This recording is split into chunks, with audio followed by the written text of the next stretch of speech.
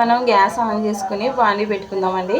నేనైతే కుక్కర్ వాడుతున్నాను, అంటే విజిల్ ఏం పెట్టాను. దీంట్లో పచ్చిమిరపకాయలు వేసుకుని ఆయిల్ వేస్తున్నాను.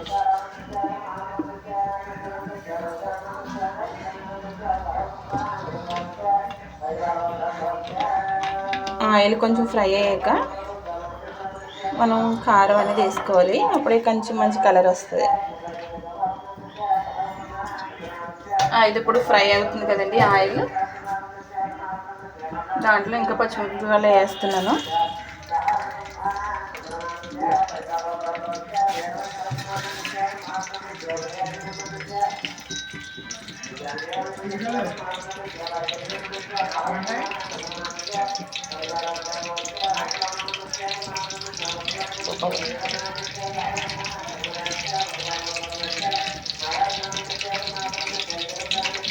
ఓకే,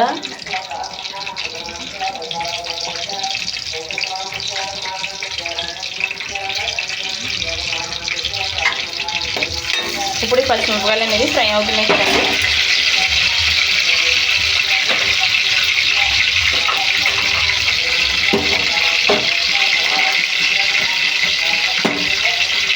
దీంట్లో 2 స్పూన్లు కారం వేసుకోవాలండి.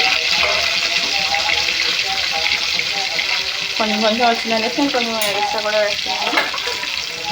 దాంట్లోనే కొంచెం పసుపు,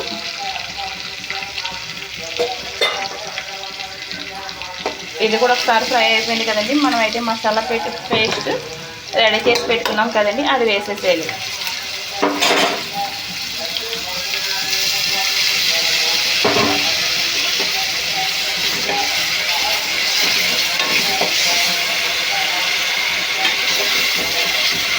ఈ పేస్ట్ వేసాం కదండి, మొత్తం బాగా మగ్గేటట్టు మగ్గనించుకోవాలండి.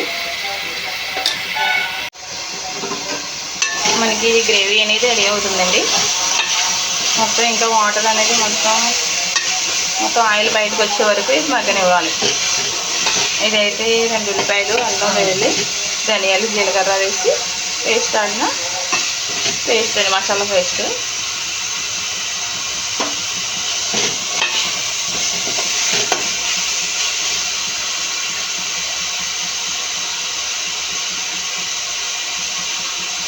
ఇవైతే నేను రాత్రి రెడీ చేసి పెట్టేసుకున్నాను. మసాలా వేసేసుకొని మార్నింగే తొందరగా చేయడానికి ఉంటుందని ఈ చేపలు కూడా రాత్రి క్లీన్ చేసి పెట్టుకున్నానండి. అంటే నిన్న తీసుకొచ్చినవి ఇవి. ఇప్పుడైతే నేను కర్రీ చేస్తున్నాను. అంటే మార్నింగే బాక్స్ కావాలంటే అవ్వదు కదా, లేట్ అవుతుంది కదా అనేసి నైట్ రెడీ చేసి పెట్టుకున్నాను. ఇప్పుడు చూడండి ఆయిల్ అనేది అయితే బయటకు వస్తుంది. పెద్ద పెద్ద చేపల కన్నా చిన్న చేపలే చాలా మంచిదండి. నేను అవి తీసుకోవడం ముళ్ళులో అవి ఉంటాయి కొంచెం చాలామంది భయపడతారు, కానీ చిన్న చేపల్లోనే ఎక్కువ మంచిదండి. ఇప్పుడు ఆయిల్ అనేది మనకి అలా పైకి వచ్చేస్తుంది కదండి, మనం తీసుకున్న చేపలను వేసుకోవాలండి.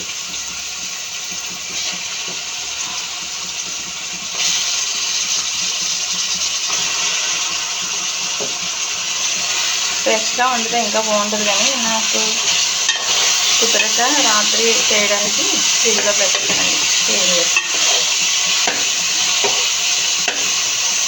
ఇలా కలిపేయకూడదంట, నేనైతే కలిపేస్తాను, కానీ కలిపేస్తే మొత్తం చిట్లిపోతాయట.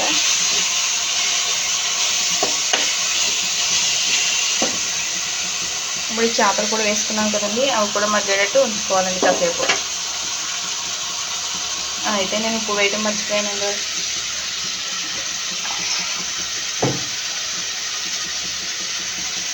నాకు స్పూన్ అయితే ఉప్పు వేస్తున్నాను.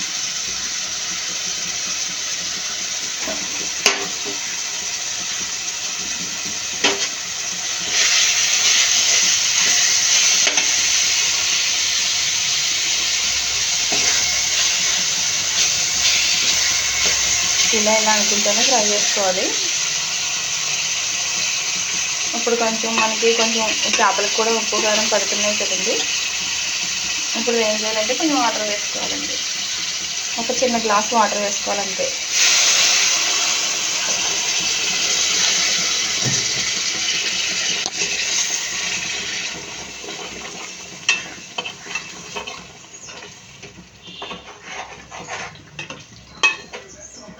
ఇప్పుడైతే అన్నీ వేసాం. ఒక చిన్న గ్లాస్ అయితే వాటర్ వేసాం.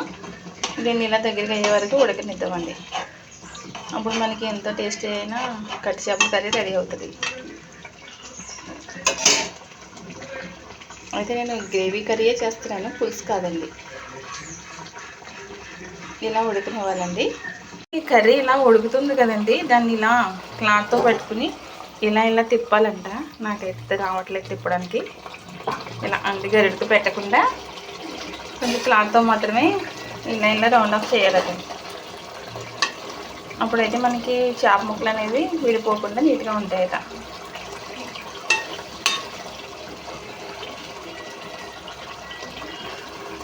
మనకైతే ఆయిల్ పైకి వచ్చేసింది. చాలా వరకు అయితే ఉడికిపోయినట్టే. అయితే మనకి గ్రేవీ అనేది రెడీ అయిపోయిందండి. మనకి ఇప్పుడు గ్యాస్ ఆఫ్ చేసుకుని వేరే బౌల్లోకి అయితే తీసేసుకున్నాం.